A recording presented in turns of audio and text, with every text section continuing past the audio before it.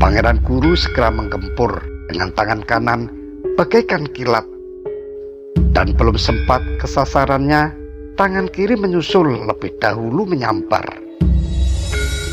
Kini kedua pendekar ulung itu saling beradu senjata. Daun-daun rontok kena angin kebutan werayang Nyi Endang, dan berkali-kali terdengar letupan berantai akibat bentrokan senjata dan gesekannya. Utrek pedang pinendang sekali papuncul tan wonten asoring yuda. Pertandingan ini memang disaksikan rakyat selama hampir 1 bulan penuh, dari matahari terbit hingga matahari terbenam. Mengukur kemampuan sendiri dan lawan, Nyi Endang lebih banyak bertahan. Pangeran Guru yang sudah sepuh sehingga daya tahannya di bawah Nyi Endang. Maka lama waktu yang akan menentukan siapa yang akan keluar jadi pemenang. Perhitungan Nyi Endang benar. Semakin hari gerakan silat Pangeran Guru semakin menurun. Maka pada satu hari Pangeran Guru setelah bertempur sepanjang hari, tiba-tiba gerakannya makin gesit tetapi tidak terarah. Kemudian Pangeran Guru berdiri tegak dan terdiam laksana obor yang kehabisan minyak. Nyi Endang melompat mundur karena Pangeran Guru telah wafat dalam posisi yang berdiri tegak. Sementara Nyi Endang Dharma membalik dengan kepala tertunduk dan berjalan menuju ke wismanya. Ki Tinggil bergegas merangkul sosok Pangeran Guru Aryadila. Tanpa bersuara, sisa murid Pangeran Guru maju ke depan membantu Ki Lurah Tinggil untuk merebahkan jenazah Pangeran Guru. Beralaskan jubah Ki Tinggil kemudian ditutup dengan jubah Pangeran Guru itu sendiri.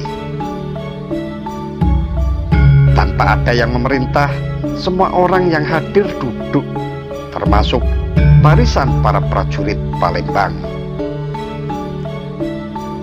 Kemudian Ki Lurah Tinggil berdiri menghadap pada pengikut Pangeran Guru. Lalu ia pun berkata, "Saudara-saudaraku dari Palembang, Pangeran Guru telah wafat. Persoalan ini akan kusampaikan kepada penguasa negeri ini, yaitu Adipati Arya Wiralodra yang sekarang ini sedang berada di Bagelen. Aku sendiri yang akan ke sana. Bagi saudara-saudara ada 2 pilihan. Yang pertama, melanjutkan pergi ke Demak dan melapor kepada Gusti Sultan. Tetapi ingat, kemungkinan besar saudara-saudara akan digantung, karena hukum Demak yaitu saudara-saudara harus membela gustimu sampai tetes darah penghabisan. Yang kedua, tinggal di sini menjadi penduduk Praja Cimanuk. Para prajurit bisa meneruskan menjadi prajurit nagari ini. Kesempatan lain masih terbuka. mereka untuk jadi petani, nelayan, pedagang, atau apa saja. Tanah untuk rumah dan pertanian diberikan secara cuma-cuma. Nah, saudara-saudaraku dari Palembang, siapa yang akan melanjutkan perjalanan ke Demak? Harap berdiri. Ternyata tidak seorang pun yang berdiri. Maka Ki Lurah Tinggil pun lalu berkata, "Baiklah, mari kita makamkan jenazah Pangeran Guru bersama murid-murid yang telah mendahuluinya." Di kemudian hari, pemakaman ini dinamakan Pemakaman Pangeran Selawe yang berada di belakang Masjid Dermayu.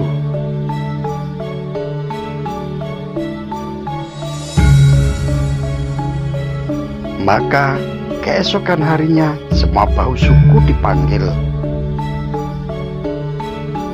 Kepada para bahu suku, Ki Lurah Tinggil berkata, "Saudara-saudaraku, sesuai ketentuan jumlah penduduk, maka pada hari ini jabatanku Demang, dan engkau semua Pulaha, Bayantaka, Jayantaka, Surantaka, Surasena, Sanasara, dan Puspahita adalah lurah. Angkatlah untuk membantu bahu suku sesuai dengan jumlah penduduk seperti yang telah diatur. Besok aku akan ke Pagelen untuk laporan." Dan Pulaha menjabat Demang sementara sebelum aku kembali. Jagalah keamanan dan kesejahteraan rakyat.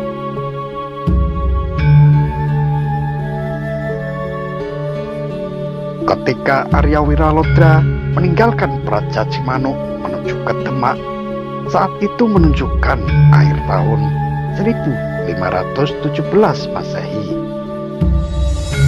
Dengan menggunakan kuda pilihan, perjalanan menjadi lebih cepat. Maka sesampainya di Demak, dia langsung menuju Kesultanan. Arya Wiralodra diterima Sultan Raden Fatah dengan gembira. Arya Wiralodra melaporkan berdirinya Kadipaten Praja Cimanuk di bawah Galuh Nagari dengan semua peristiwanya yang terjadi. Setelah sang sultan memuji keberhasilannya, kemudian memberi petunjuk bagaimana komunikasi harus ditempuh untuk menjaga kerahasiaan. Setelah selesai membicarakan Cimanuk, Sultan pun kemudian berkata, "Wira, sekarang di sini sedang terjadi pemberontakan. Tetapi ini bukan tugasmu,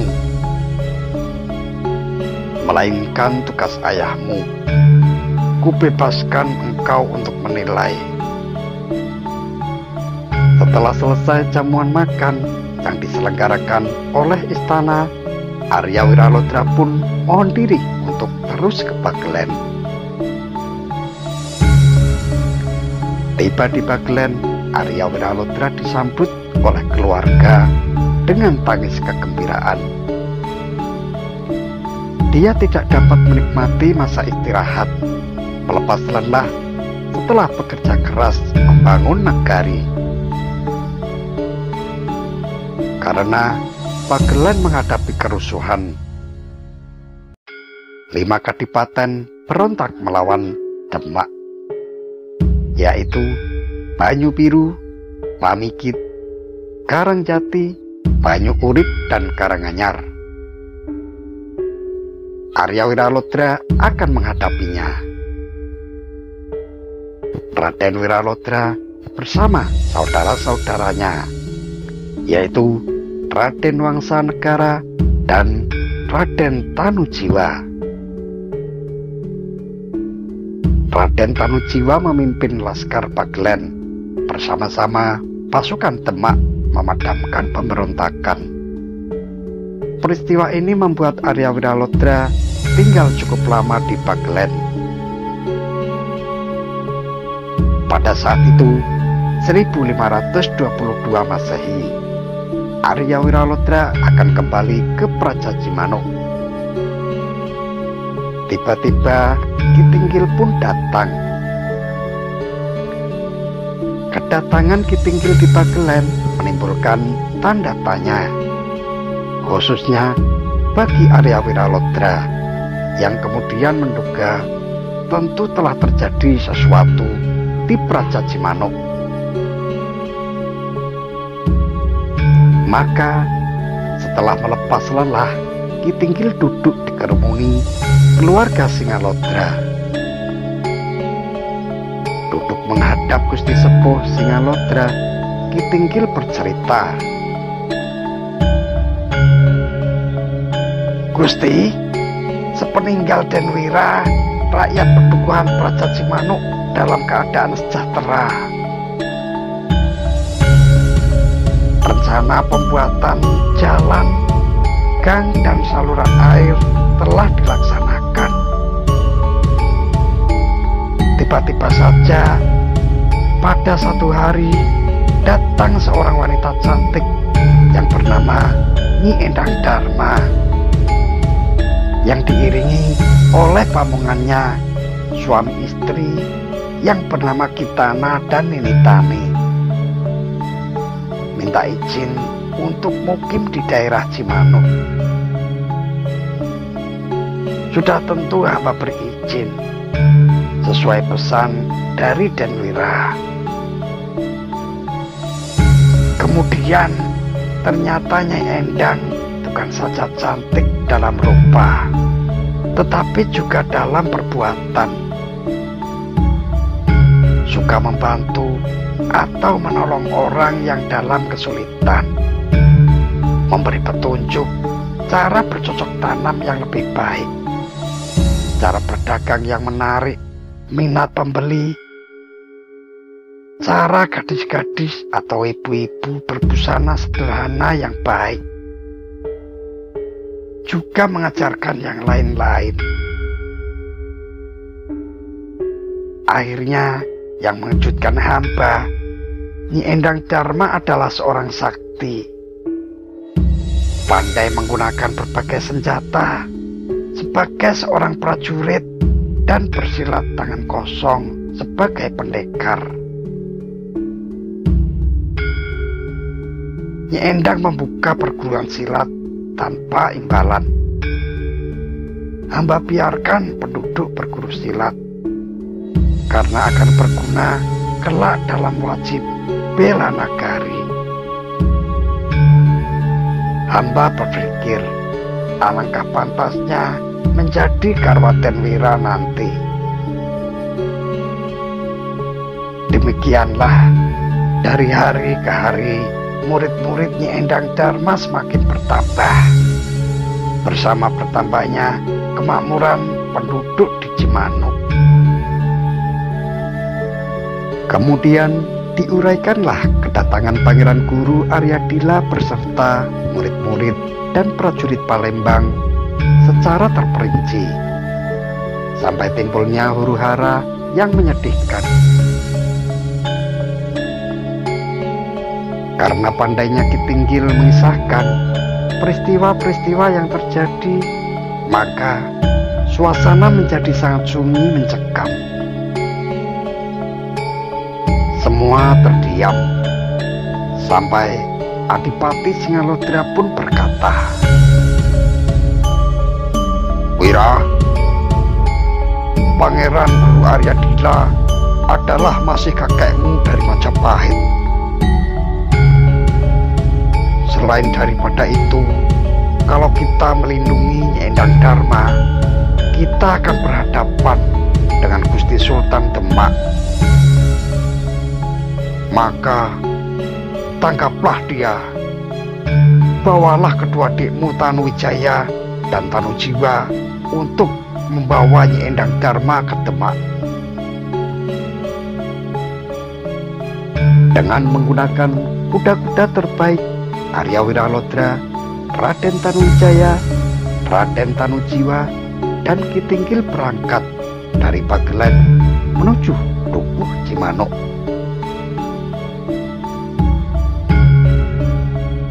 Tiba di Dukuh Cimanuk disambut oleh para lurah, bau suku, juga rakyat, yang banyak di antara mereka belum mengenal Gustinya. Hanya Nyi Endang yang tidak hadir. Hatinya risau, tidak tahu apa yang harus dia perbuat. Maka jalan satu-satunya, dia tetap tinggal di wismanya. Pada keesokan harinya, Arya Wiralodra mengutus Ki Tinggil dan Ki Pulaha memanggil Nyi Endang. Nyi Endang sangat gelisah karena kedatangan mereka. Hatinya menjadi gugup. Lalu Nyi Endang pun berkata, "Paman, silakan masuk Paman, silakan duduk." Beberapa saat lamanya dia tidak dapat membuka mulut. Tapi kemudian dia pun berkata lagi, "Paman, Endang Dharma merasa bersalah sampai Paman pergi ke Bagelen karena perbuatanku. Kini kiranya Paman telah kembali. Kabar apa yang telah Paman bawa, Paman?" "Nyai," sahut Ki Tinggil, "benar, Paman telah kembali dari Bagelen beserta Gusti Wiralodra. Bahkan dua saudaranya ikut serta. Paman kemari janganlah membuat Nyai terkejut. Tidak lain, Nyai diminta datang sekarang untuk menemui Gusti Arya Wiralodra." "Paman," sahut Nyai Endang Dharma, "kalau begitu perkenankanlah Endang Dharma berpakaian dahulu, Paman." Beberapa saat kemudian Nyi Endang keluar dari kamarnya menggunakan pakaian miliknya yang terbaik dan menggunakan minyak wangi yang harum dan lembut. Bagaikan bidadari yang keluar dari pintu dalam Pawidodaren, Endang Dharma yang cantik menjadi lebih cantik lagi di mata para penjemputnya. Ki Tinggil dan Ki Pulaha tersadar setelah tertegun cukup lama. Bagaikan mimpi, mereka melihat Nyi Endang Dharma yang cantiknya makin bertambah dengan busana yang serasi. Nyi Endang lalu berkata, "Mari Paman Tinggil, mari Paman Pulaha." Dengan gugup Ki Tinggil mempersilahkan Nyi Endang berjalan di muka. Setibanya di Wisma Agung, Nyi Endang Dharma disambut oleh Arya Wiralodra. Nyi Endang memberi hormat dengan membungkuk dan duduk bersimpuh sambil menundukkan kepala. Tidak berani memandang wajah Arya Wiralodra. Hatinya menjadi risau melihat seorang satria yang sangat menarik, tegap, dan juga tampan. Tidak berbeda dengan Nyai Endang, Arya Wiralodra hatinya tergetar melihat wanita yang sangat cantik ini. Arya Wiralodra pun kemudian berkata, "Nyai, aku baru datang dari Bagelen. ingin sekali berjumpa dengan Nyai. Karena itu aku suruh Paman Tinggil untuk menjemputmu, Nyai. Dan Nyi Endang pun lalu menjawab, Gusti, yang menjadi tamu menumpang hidup adalah hamba. Hamba telah memohon kepada Paman Tinggil ikut menetap di sini. Nyai, sahut Arya Wiralodra, engkau punya hak untuk tinggal dan membangun penghidupan di sini. Setelah hening sejenak, Raden Wiralodra pun berkata, Nyai, ada sesuatu yang aku ingin dengar langsung dari Nyai mengenai peristiwa tewasnya Pangeran Guru dan 24 orang muridnya. Ceritakanlah yang sebenarnya terjadi, Nyai. Dengan paras muka yang sayu, Nyi Endang Dharma pun lalu berkata, Gusti, hamba bersumpah dengan menyebut nama Allah yang Maha Mengetahui. Hamba akan bicara yang sebenarnya, tidak berani menambah ataupun mengurangi. Maka diceritakanlah oleh Nyai Endang apa yang telah terjadi dan dibenarkan oleh Ki Tinggil dan Ki Pulaha.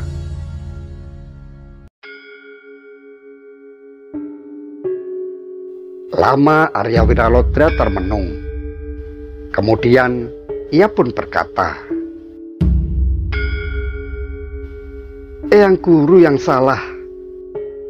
Aku tidak memihaknya.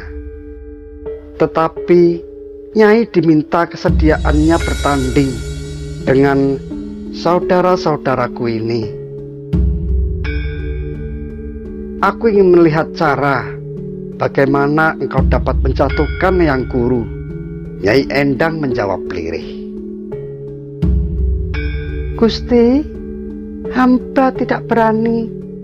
Ampunilah hamba, Gusti. Arya Wiralodra seorang ksatria pinantita. Nuraninya dapat membaca pikiran Nyi Endang. Yang diucapkan tidak seperti yang dipikirkannya. Maka dia pun berkata sambil tersenyum, Nyai, ini perintahku dan termasuk sayembara, tetapi tidak boleh saling melukai. Kata-kata ini mengandung arti agar Nyi Endang Dharma tidak menurunkan pukulan telak. Tetapi di luar dugaan, Raden Tanuwijaya telah berdiri dan dia pun berkata nyaring, Nyai Cahayu, marilah. Maka sambung Arya Wiralodra, Nyai, dengarlah, jagoku telah berkokok.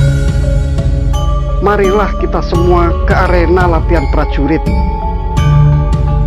Di tempat duduk, Arya Wiralodra menempati kursi deretan komandan pelatih. Di samping kanan, Nyi Endang Dharma bersama Kitana dan Nilitani. Sedangkan di sebelah kiri Ki Tinggil bersama Raden Tanujaya dan Raden Tanujiwa. Sementara penonton terbatas hanya dari dalam agung. Kemudian Arya Wiralodra pun berseru, sayembara bisa segera dimulai.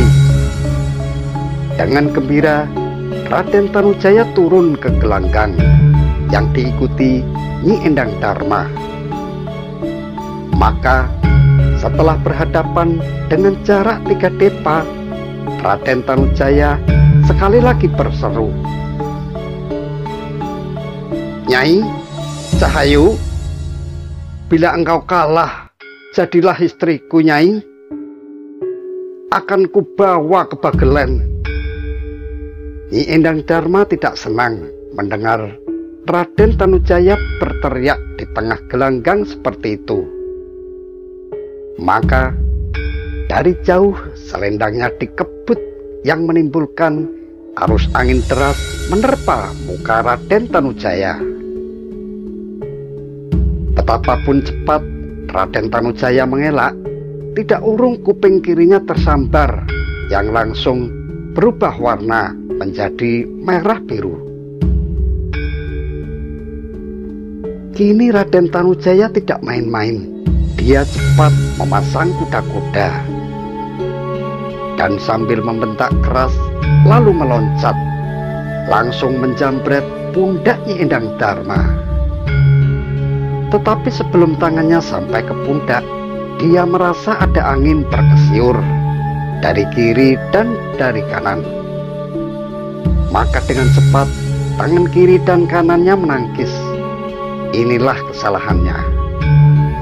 Nyi Endang Dharma sengaja dengan gerakan selendangnya membuat reaksi lawan agar pertahanan dada menjadi terbuka. Maka ketika kesempatan ini terjadi, kaki kiri Nyi Endang lalu menerjangnya. Dan tak pelak lagi, Raden Tanujaya terpental 5 depa ke belakang. Orang yang paling khawatir atas keselamatan putra Adipati Pagelen adalah Ki Tinggil. Semua orang tahu Ki Tinggil adalah seorang punokawan. Tetapi banyak yang tidak tahu bahwa dia adalah pengasuh dan guru sekaligus. Ya, Ki Tinggil adalah seorang guru. Maka bagaikan burung elang, Ki Tinggil menyambar Raden Tanujaya yang hampir terbanting ke tanah. Tak urung Raden Tanujaya pingsan, napasnya menyesak tanpa diketahui orang banyak. Ki Tinggil pun lalu mengurut dan menyadarkannya. Melihat saudara kembarnya celaka, Raden Tanujiwa meloncat langsung ke arena. Tindakannya ringan. Maka orang menduga akan terjadi pertarungan yang seru. Seperti saudaranya, ternyata kata-kata Raden Tanujiwa lebih usil. Setelah memuji kecantikannya, kemudian dia berkata, "Aja indah duh wong ayu, pengin ngemek bae Nyai." Sementara bicara, Raden Tanujiwa melesat dan berhenti di belakang Nyi Endang.